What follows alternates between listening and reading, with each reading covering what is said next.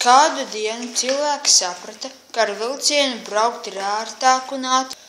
Pavasarī ievu ziedēšanas laikā sanāca visi apkārtējo ciemu iedzīvotāji, lai mani apbrīnotu. Tas notika 1934. gadā.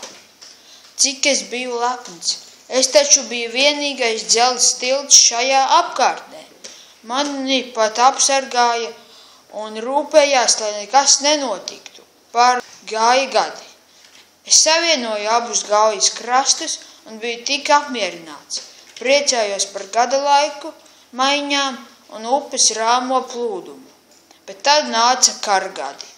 Pār mani veda karavīrs un iedzīvotājs trimdā kara tehniku un ievainotos. Karš nāca arvien tuvāk. Es baidījos. Par laimi cietu tikai nedaudz. Mani pielaboja, iztaisnoja manus sabojātos locekļus, nostiprināja kājas un izlaboja sabojāto muguru.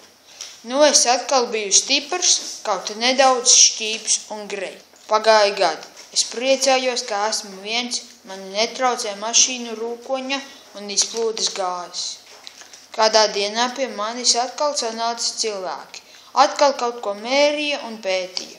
Kas tad atkal? Vai mani pārbūvēs? Atbrauc tehnika, raka un līdzināja. Sapratu, ka mani neaiztiks. Ziņkārīgi vēroju notiekošo. Vēroju un domāju, vai tik man blakus nebūs vēl kāds tilts, vai tas netraucēs mani? Pienāca 2014. gada 18. novembris, kad atkal sanāca cilvēki, lai apbrīnotu, taču šoreiz ne jau mani, bet jauno tiltu. Runāja runas, grieza lentīti ar karogiem, rokās cilvēki draudzīgi gāja pāri upei un mērīja tilta garumu.